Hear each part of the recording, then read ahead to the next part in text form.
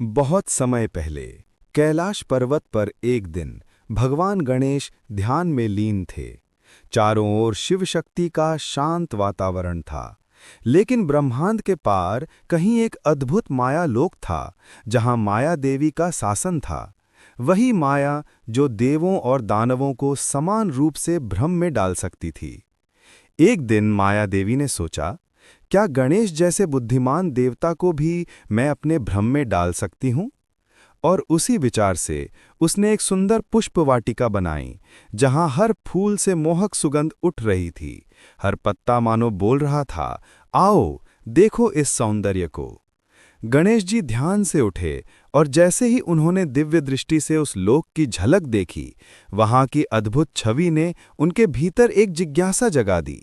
वे बोले, ये कौन सा लोक है जहां सौंदर्य ही जीवन है? और वे अपने वाहन मूषक के साथ उस लोक की ओर चल पड़े। पहुंचते ही वहां का वातावरण मानो चमत्कार से भरा था। फूल गा रहे थे, नदियां नृत्य कर रही थीं और एक दिव्य स्त्री रूप ने उनका स्वागत किया। वो थी माया देवी का अवतार।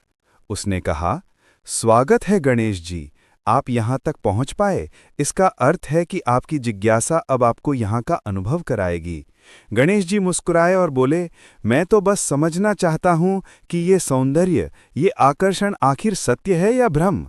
माया देवी ने कहा, यदि यह भ्रम है तो फिर ये आपको इतना सुंदर क्यों लग रहा है? फिर शुरू हुआ माया और बुद्धि का संवाद। माया कहती थी, संसार मेरे बिना अधूरा है, मैं ही वो शक्ति हूं जो हर जीव को बांधती है।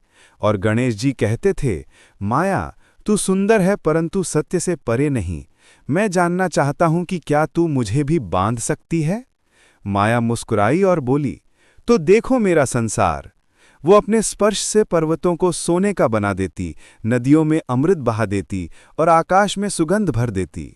गणेश जी को लगा जैसे सब कुछ पूर्ण है, पर भीतर कुछ असंतुलन महसूस हुआ। उन्होंने ध्यान किया, पर मन शांत न हुआ। माया ने फिर एक दृश्य दिखाया। वहां लोग हंस रहे थे, नाच रहे थे, सब कुछ भव्य था, पर किसी के भीतर स्थिरता नहीं थी। गणेश जी ने आंखें खोलीं और बोले, ये सौंदर्य बाहर है, पर भीतर शून्य। माया हंसी और बोली, यही मेरा जाल है गणेश, हर कोई इसे देखता है, महसूस करता है और फिर खुद को भूल जाता है।